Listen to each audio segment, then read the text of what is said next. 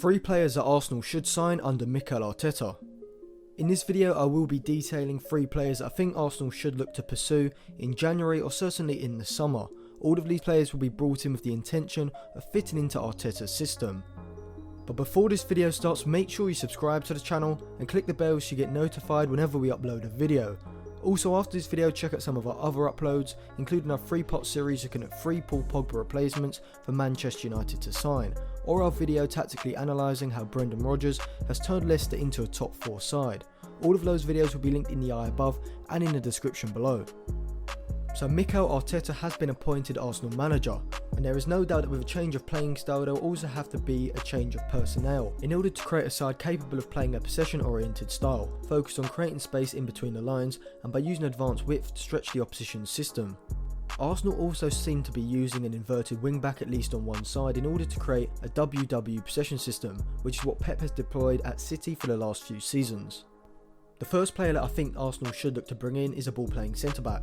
The player I would recommend is Juventus' Turkish centre back Merih Demiral. Demiral is 21-22 in March and was signed from Sassuolo this summer for around £16 million.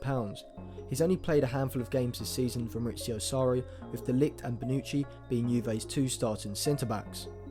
Arsenal need a centre back who has the acceleration to play in a high defensive line, is good when playing passes forward and dribbling out with the ball from the back, whilst also being an overall very good defender. Demiral is all of these 3. David Luiz is a stopper centre back who will often vacate his position in the back line to push forward and try to intercept a pass into the forward. His anticipation and position is all over the place however, which leads to spaces opening up in behind him. Demiral is more conservative with his front foot defending and also reads the game a lot better than Luiz, enabling him to cover his centre back partner if a striker makes a blindside run in behind him.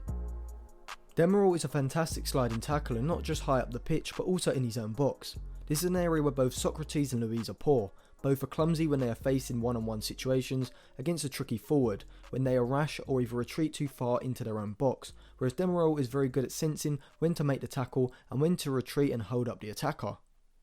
Demiral would definitely improve the back line, as his defensive ability is far superior to any other centre back that Arsenal have in their squad. He also has a great age profile which makes his transfer less risky and means that he'll fit into Arsenal's long-term project. He should be attainable for around 30 million, whether that's at the end of the season or in January. The second area that Arsenal need to improve is in the central defensive midfield area. As seen with Guardiola's City, the regista type player is pivotal to the functioning of the whole system, which is why Fernandinho and previous players like Xabi Alonso and Busquets have been so crucial for Guardiola's system. While Xhaka is decent at switching the play with a long range pass, he is poor when receiving the ball under pressure facing his own goal, which is a major issue when building out from the back, and both Lucas Torreira and Guendouzi are more ball winning midfielders than creative regista types who can advance the play forward.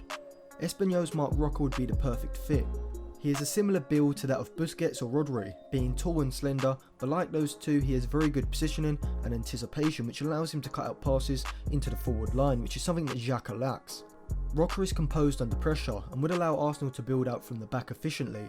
He could also drop into that left quarterback position, which was the position that Xhaka was used in versus Bournemouth and the area where Zinchenko has been used when City have possession. From here he'd have the vision and passing ability to push Arsenal's attack into the forward lines, which is something that they currently lack. Roca has just 2 years left on his contract, so could be attainable for around 25 million, which is fantastic value once you consider he's only just turned 23. The final player of the 3 that I think Arteta and Arsenal should pursue is Werner Bremen's Mila Rashica. Rashica is best described as an inside forward who can play on either flank in a front 3 or in a front 2 as an advanced forward or a wide forward. He has exceptional pace which makes him a threat both when dribbling with the ball and making runs in behind a high defensive line. With Aubameyang looking like he could leave the club in the summer or even in January, the Werner Bremen man would be the perfect replacement. First of all, he's a lot younger than Aubameyang, turning 24 in the summer. He's also more suited to playing as an inside forward on the flank than Aubameyang is. When Aubameyang is deployed on the left of a front 3, he is mainly playing as a sort of wide forward, rather than as a wide midfielder who is capable of stretching the pitch and dribbling past his fullback, which is a skill set that Rashica would bring. Rashica is a very good finisher, as seen with his 7 goals in 13 Bundesliga games this season, as well as his overperformance of his expected goals rate by 2.64 goals.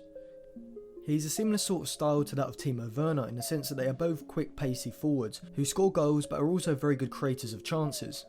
This season he has created the 12th most key passes with 2 per game in the Bundesliga and has completed the 9th most dribbles in the league with 2.4 per game, showing that statistically Rashica is a very creative forward in terms of moving the ball into dangerous areas and then creating valuable chances from those positions.